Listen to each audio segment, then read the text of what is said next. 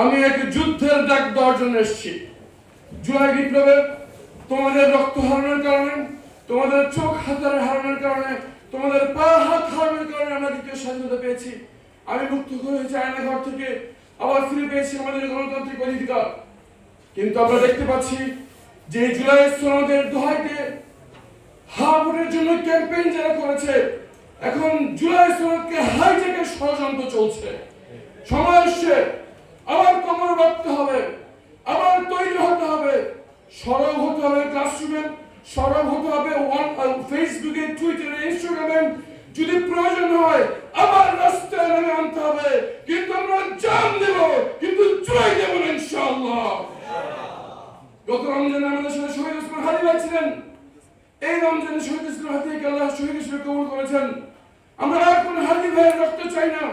আমরা শহীদ ওসমান হাদি ভাইয়ের বিচারের জন্য সবচেয়ে দাবি জানাচ্ছি। সম্মানিত যুবকেরা, আমাদের যুদ্ধ শেষ হয়নি।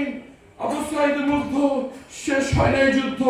আসো আমাদের দোয়া কবুলের মহান সময় আমরা আল্লাহর কাছে দোয়া করি, ইয়া রব আমাদের এই সমাজের, আমাদের এই দেশের এমন নেতৃত্ব ভিক্ষা দিন যারা দলকানা বা ব্যক্তি পূজা বাদ দিয়ে সমাজ এবং রাষ্ট্রের কথা চিন্তা করবে, আজ থেকে 50 বছরের জন্য দেশকে গড়ার চিন্তা করবে এবং মৃত্যুর পর আল্লাহর সামনে দাঁড়িয়ে যে কঠিন পরীক্ষা তাদের একদিন দিতে হবে, সেই চিন্তা তাদের মনে থাকবে ইনশাআল্লাহ। তারা নেতৃত্ব আমাদের ভিক্ষা দিক, কিন্তু মনে রাখবেন অধিকার যদি চেয়ে না পাওয়া যায় তাহলে সেটা আদায় করতে হয়। এই রমজানের দোয়া কবুলের সময় আল্লাহর উপর তাওয়াক্কুল করে আমরা ঘোষণা দিচ্ছি, জুলাই নিয়ে কোনো ছাড় নয়, এক চুল ছাড় আমরা দেব না। আল্লাহ আমাদের তৌফিক দান করুন, আমাদের নেতৃত্ববৃন্দকে হেদায়েত দান করুন। জুলাই অক্ষরে অক্ষরে বাস্তবায়ন হতেই হবে, নাহলে আমরা রাস্তায় নামবো, ঘাম ঝরাবো, চোখ দিয়েছি, হাত দিয়েছি, জান দেওয়ার জন্য বসতে আছি। ইনশাআল্লাহ বাংলাদেশ জিন্দাবাদ, ইনকিলাব জিন্দাবাদ, জুলাই সনদ বাস্তবায়ন হবে ইনশাআল্লাহ। আসসালামু আলাইকুম ওয়া রাহমাতুল্লাহি ওয়া বারাকাতুহু।